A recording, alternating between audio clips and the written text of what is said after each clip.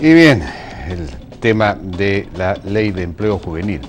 Estamos aquí con dos dirigentes, digamos, de estas protestas de un sector de jóvenes contra esta ley. Estamos con Jorge Rodríguez, que es coordinador del Foro Juvenil de Izquierda y coordinador de la marcha realizada en la Plaza San Martín. Y Ahmed Albújar, que es dirigente de la Federación Textil. Buenas noches, ¿cómo están? ¿Cómo les va? ¿Qué tal? ¿Qué tal, Jaime? Buenas tardes. Antes, para presentarnos bien, el Foro Juvenil de Izquierda, Jorge, ¿tú perteneces a algún partido, alguna organización? El Foro Juvenil de Izquierda es un colectivo juvenil que tiene entre sus miembros estudiantes universitarios como trabajadores, ¿no? Estudiantes de universidades públicas y privadas. Y que, bueno, hacemos un trabajo político en distintos temas, ¿no? Uno de estos es el tema laboral, ¿no? Pero también hemos estado viendo el tema de la ley universitaria, entre otros, ¿no? Y Ahmed Albújar es dirigente de la Federación Textil. Sí, bueno, soy dirigente de Topitop, de la Federación Textil y representante del Consejo Nacional de Trabajo representando a la CGTP. Ajá, ya, CGTP. Bueno, comencemos con un poco con los datos, con los hechos. Según cifras de la ENA o del INEI, pues el 90% de los jóvenes que trabajan en el sector informal, es decir, trabajan sin ninguna clase de derechos, sin ningún derecho, y más bien con tendencia a la explotación o la sobreexplotación. Son casi 1 millón según el MEF, pero veo que según el INEI podrían llegar a ser 2,5 millones, habría que ponerse de acuerdo en las cifras. En todo caso estamos entre 1 millón y 2,5 millones de jóvenes sobreexplotados, sin derechos ni nada. Entonces, lo que esta ley persigue no es quitar derechos a nadie, sino darles a todas estas personas que no lo tienen. Entonces, no se entiende a qué se debe la oposición, digamos. De repente, para poder completar el dato estadístico del INEI, son 5.7% del 2014, 5.7% de jóvenes entre 15 y 24 años, 2.9 millones de jóvenes entre 15 y 19 años, ¿no? Y se dice que entre 14 y 24 años hay un 50% de desempleo, que es más o menos la cifra que maneja el INEI. Pero si vemos el rango de las edades y no especifica... Además, perdón, el desempleo. Claro. Estaba mencionando solo los que estaban empleados. Los desempleados son altísimos. 50% se dice desde 14 a 24 años. Pero entre 14 y 24 años no especifica que hay muchos jóvenes que están estudiando en los colegios, claro, y en las universidades o institutos. Entonces, claro, pero habría que ver esa cifra, ¿no? Nosotros en realidad nos oponemos a esta propuesta porque, más allá de solucionar el tema de la informalidad, que es un tema real que existe y un tema de explotación generalizado, lo que este régimen está permitiendo es la precarización general de los trabajadores. Pero la precarización es lo que existe, la informalidad es igual a precarización absoluta. Pero es que, entonces esto por lo menos permite a los que están en la precarización absoluta subir un nivel importante, porque los derechos que se reconocen en la ley juvenil son prácticamente todos los derechos básicos, todos los derechos reconocidos por la OIT, etcétera, ¿no? Lo único que no está ahí es la OIT se ha pronunciado, ¿no?, en contra de la propuesta. No se ha pronunciado en contra, no hay ningún comunicado. Sí, no el último comunicado, el de ayer, se ha pronunciado en contra de la medida. Bueno, pero a lo que vamos es que todos los derechos que están en esta ley son todos los derechos fundamentales, es decir, las 8 horas, salud, el sobretiempo, la remuneración mínima, horario de trabajo, descanso semanal, descanso vacacional de 15 días, pero vacaciones, es decir, descanso por días feriados, no existen las protección CTS contra el despido injustificado. Lo único que no hay es CTS, que no hay casi en ninguna parte del mundo. Gratificaciones, ¿no? Asignación familiar. No, asignación familiar para un joven no tiene sentido. Eso es para un padre de familia. Pero, ¿no? Jaime, no, por favor. Jaime, veamos la estadística. ¿Cuántos jóvenes ya son padres a esas edades? Pero padres y madres muchas veces solteras.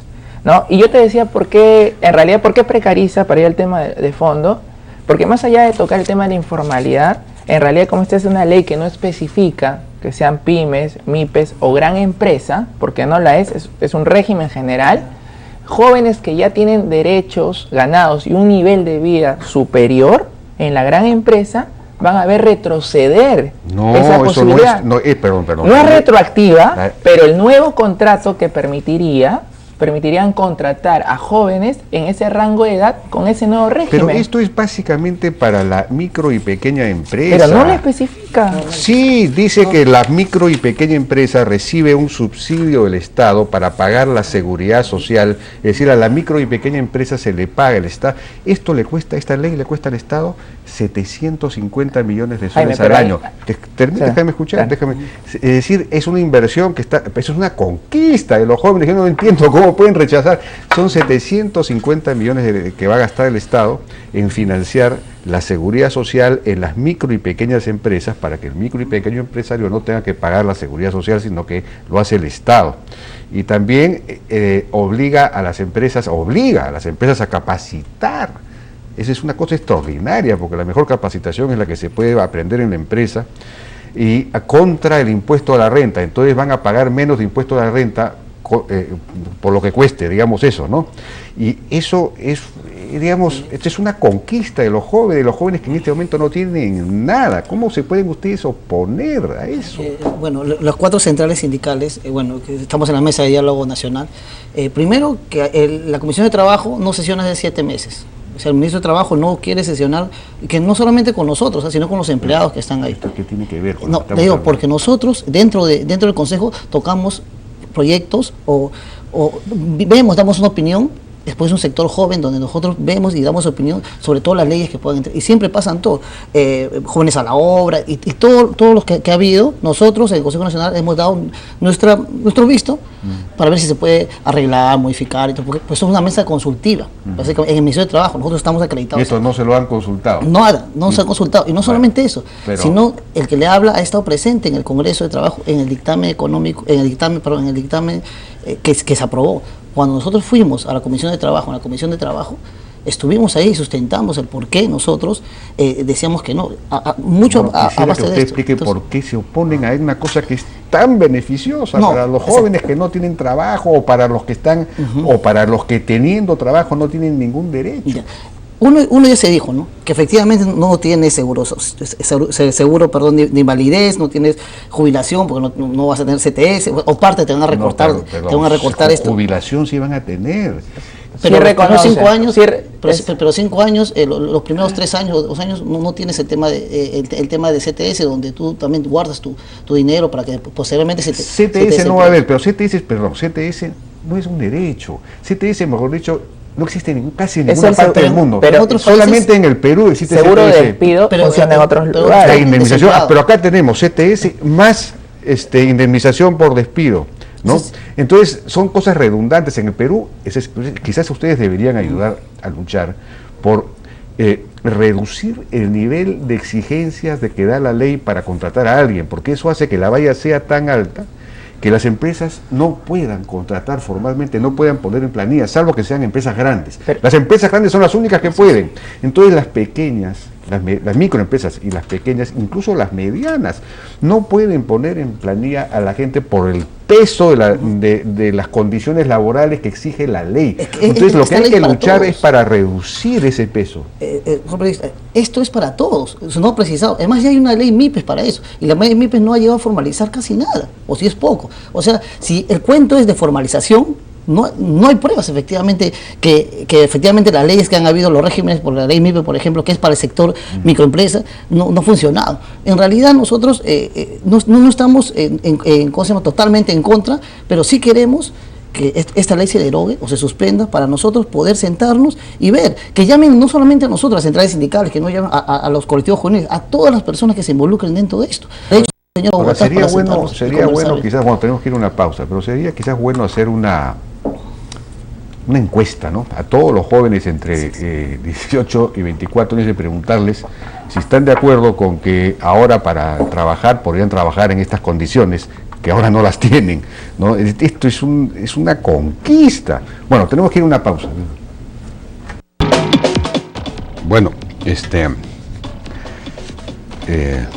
yo lo que les señalaba, digamos, el problema de fondo, digamos, yo creo que en este momento es el principal problema estructural en el Perú, es la altísima tasa de informalidad que hay, ¿no? Exactamente el 74% de la población económicamente activa, 74.5%, es informal, incluyendo el sector rural.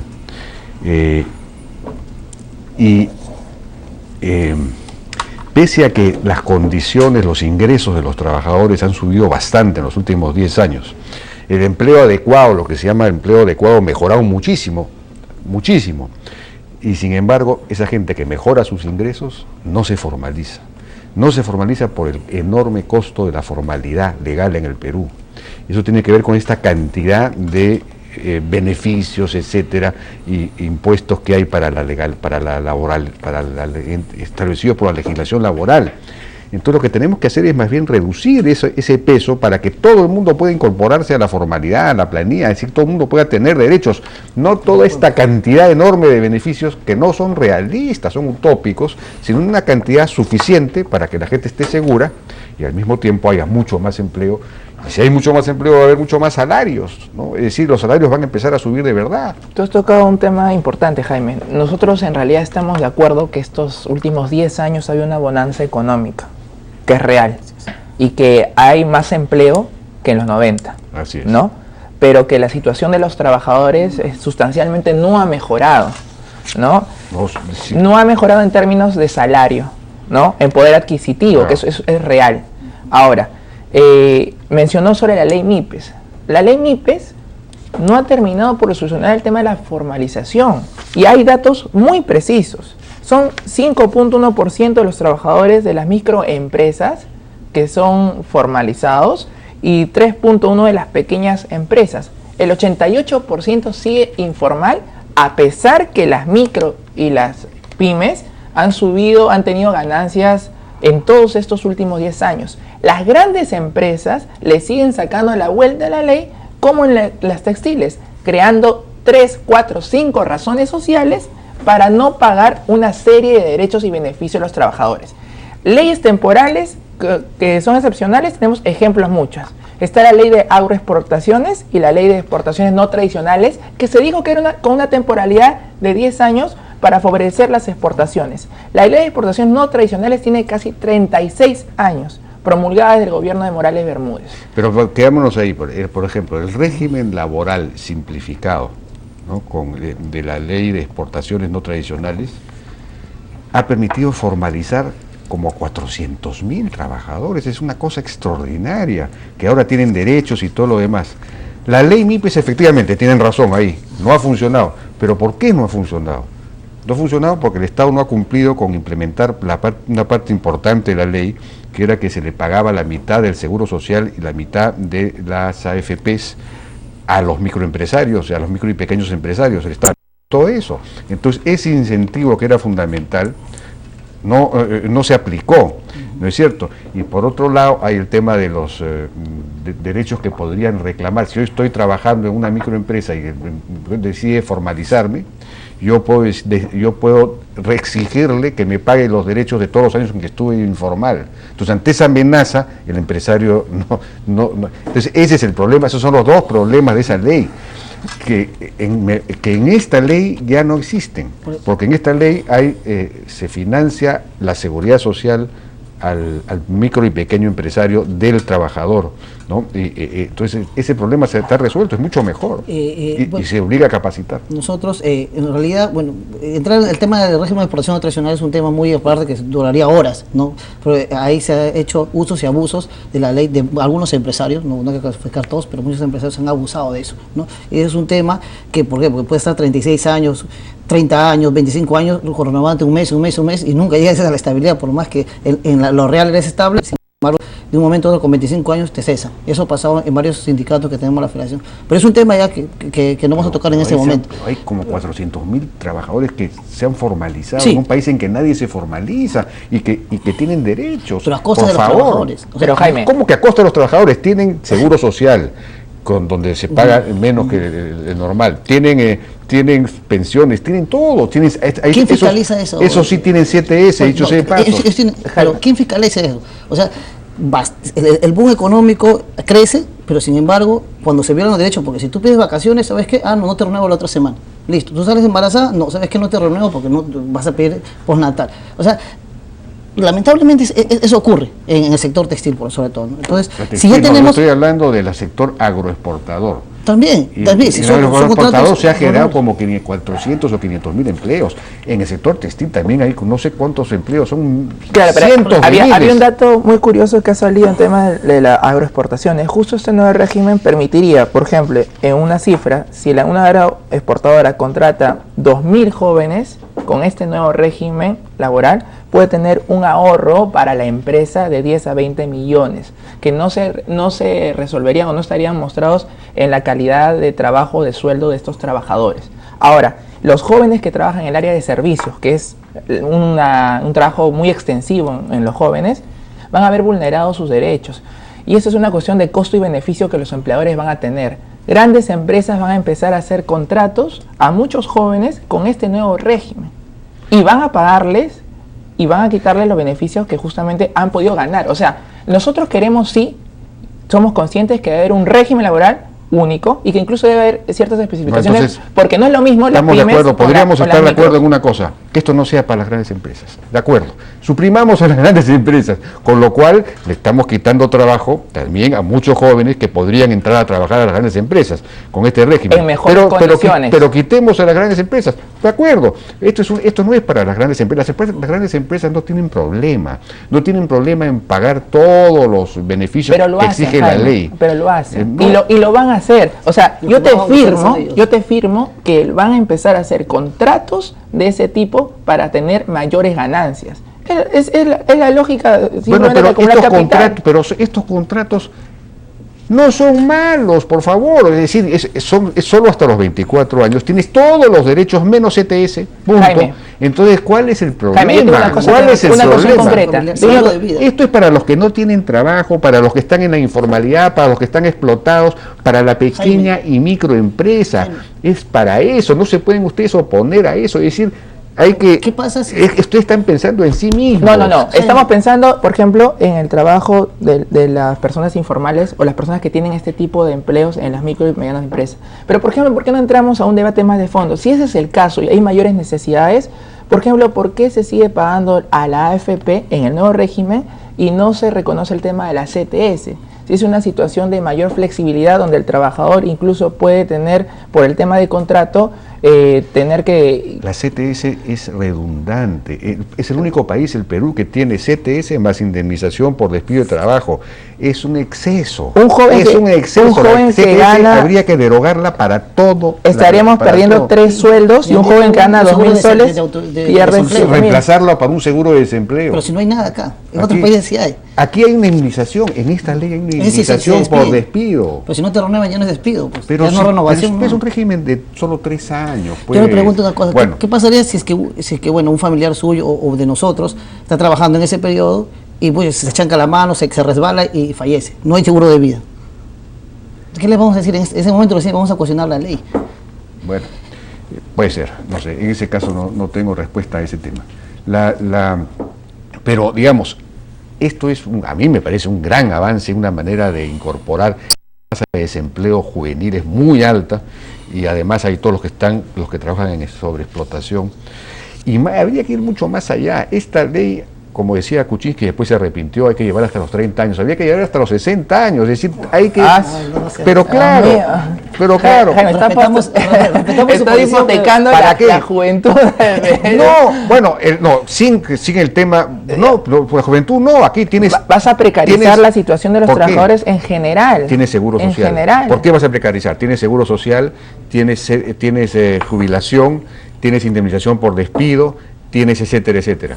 En todos los países que yo he revisado en América Latina, por ejemplo, ninguno tiene 30 días de vacaciones. Pero, Chile tiene 10, pero la tiene remuneración mínima vital o 15. es mayor. Y tú vas o comienzas con 10 a ¿Cuánto es la canasta familiar, Jaime? O sea, tú estás condenando a un sector juvenil a ganar casi 750 soles, cuando la canasta familiar está en alrededor de 1.400 soles. Tú sabes, oye, tú estás condenando, por favor. Ese sector juvenil está condenado. Pero resolver el problema. Ese no va a resolver el problema. Está condenado porque gana mucho, en este momento, ganan mucho menos que el salario mínimo vital. El 45%, 42.5%, ya no solo de los jóvenes, en general, de los trabajadores urbanos privados no agrícolas, es decir, la PEA urbana privada no agrícola, percibe menos que la remuneración mínima vital. Esto en el 2013. Entonces, ¿de qué estamos hablando? Esto le está dando unos niveles que no tienen en este momento, es una conquista. Pero lo que tú dices es real, el salario es bajo, en realidad hay una situación de desempleo, y eso es producto en realidad de las políticas económicas que hemos tenido en estos últimos años que no han resuelto ese problema. En realidad este régimen no va a solucionar el tema de la informalidad, Jaime. Hay mucha gente que incluso va a seguir queriendo tener contratos por servicios por honorarios, donde van a poder tener mayor ganancia que entrar a un régimen que en realidad si dicen que les van a poner derechos, pero lo van a mantener con un sueldo que es el mínimo, no le es conveniente. El sueldo mínimo está por encima del sueldo mínimo real. Mucha gente entra al sector formal. Tú eres Jorge. Al sector formal porque tiene mayores posibilidades de derechos que puede ganar. Eso es lo real. Pero el sector formal no formaliza. La PEA formal en el Perú es bajísima. Estamos a nivel de Bolivia, teniendo un nivel de desarrollo mucho mayor. ¿Por qué? Porque la formalidad es muy cara, muy onerosa, muy rígida. Entonces, eso es lo que hay que flexibilizar para que la gente se incorpore. Por ejemplo, podría haber incentivos, ¿no? Distintos. No tenemos más tiempo para seguir discutiendo. No hay manera de entenderse. Escuchar a los jóvenes y hacemos un diálogo nacional sobre el tema laboral. Eso es lo que estamos diciendo. Con las especificaciones que usted está proponiendo también sería incluidas muy buenas. Queremos hacer un diálogo nacional con el gobierno. Pero sentémonos y hablemos. Bien. Una mesa de diálogo. Muchísimas gracias entonces. Dicho sea de paso, esto de que no ha aumentado el empleo adecuado, el empleo adecuado urbano, es decir, básicamente medido por nivel de ingreso, se dobló, pasó del 27.6% en el 2005 al 56% en el 2012. En pocos años se dobló, es decir, sí se han incrementado los ingresos. Lo que no ha ocurrido es que lo que no ha pasado es que se han formalizado, es decir, la gente ha aumentado sus ingresos, pero no se han formalizado. ¿Por qué? Porque la formalidad es imposible, es muy cara. Bien. Somos uno de los países Muchas gracias por su participación. A nuestros combativos jóvenes, Jorge Rodríguez y Ahmed Albujar, muchísimas gracias por su participación en la hora N. Vamos a la pausa y regresamos con Eduardo Hochschild, presidente del directorio de Hochschild Mining, fundador de UTEC. UTEC ya inaugura su nuevo local de un diseño espectacular. Es una universidad que aspira a ser la mejor del mundo. Regresamos.